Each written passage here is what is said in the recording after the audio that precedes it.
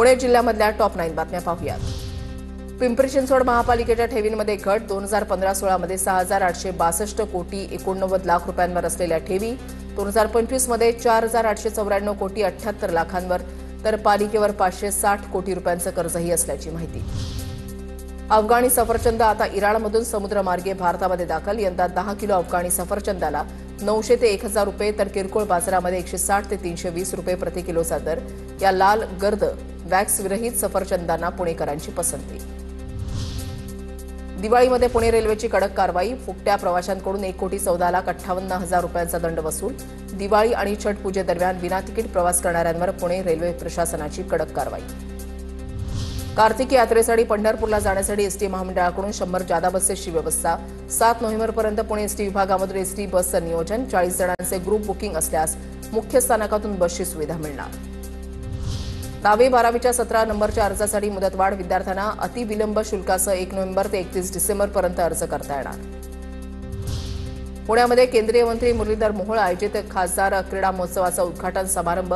यावेळेला Pune run for unity या मॅरेथॉनचा पारितोषिक वितरण समारंभ सुद्धा पार पडला। महावितरणच्या ग्राहकांना वीज बिलामधील नाव बदल आता ऑनलाईन करता येणार। अर्ज केल्यानंतर केवळ 3 ते 7 दिवसांमध्ये मंजुरी मिळणार। महावितरणच्या संकेतस्थळावरून ग्राहकांना नाव बदलासाठी अर्ज करता येणार।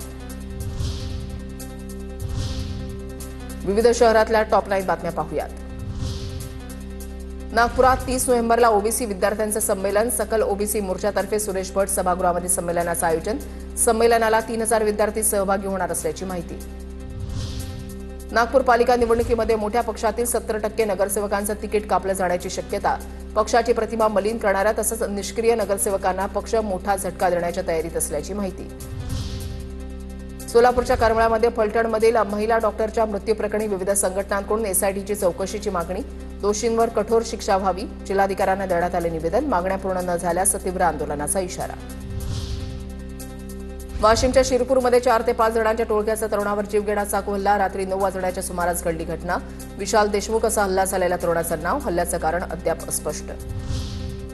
इचलकरंजीमध्ये सोशल मीडियावर दहशत माजवणाऱ्या एसके कंपनी टोळीला पोलिसांचा दणका। टोळीतील सर्वांना शिवाजीनगर पोलिसांनी घेतलं ताब्यात। सोशल मीडियावर दहशतीचे व्हिडिओ टाकणार नसल्याचं पोलिसांनी कबूल करून घेतलं।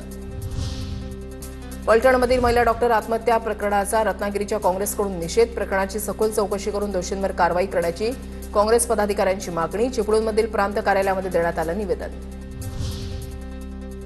स्थानिक स्वराज्य संस्था निवडणुकांच्या पार्श्वभूमीवर परभणीमध्ये प्रशासनाकडून ईव्हीएमची तपासणी। जिल्हा निवडणूक अधिकाऱ्यांच्या मार्गदर्शनाखाली करण्यात आली तपासणी। धाराशिव जिल्ह्यामध्ये 80% पेक्षा जास्त असलेले 113 दिव्यांग 1 वर्षापासून अनुदानापासून वंचित।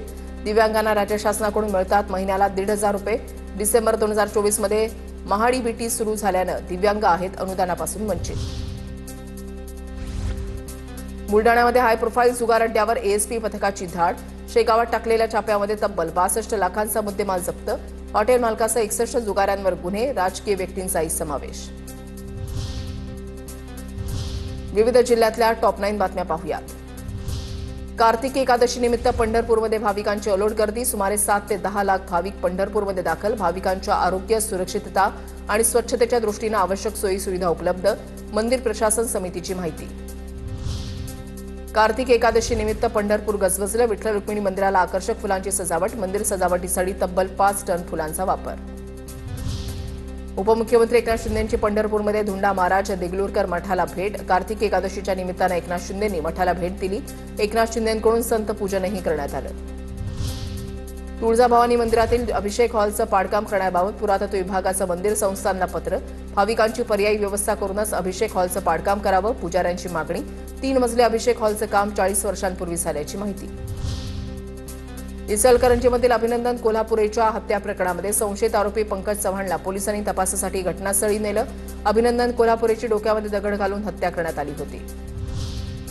रत्नागिरीमधल्या गुहागर आणि लाडघर समुद्रकिनाऱ्यांना आंतरराष्ट्रीय दर्जाचं ब्ल्यू फ्लॅग मानांकनासाठी तत्वतः मान्यता। पहिल्या टप्प्यामध्ये समुद्रकिनाऱ्यांचं सुरक्षा ऑडिट सुरू। वाशिममधील समृद्धी महामार्गावरील मालेगाव टोल प्लाझाचा परिसर 8 दिवसांपासून अंधारामध्ये। महावितरणकडून वीज पुरवठा होत नसल्यानं 8 दिवसांपासून टोल प्लाझा परिसरातली वीज गायब। रायगडच्या रेवदंडा समुद्रकिनाऱ्यावर हरवलेल्या खलाशाचा मृतदेह सापडला. 2 दिवसानंतर खलाशाचा मृतदेह रेवदंडा समुद्रकिनाऱ्यावर सापडला.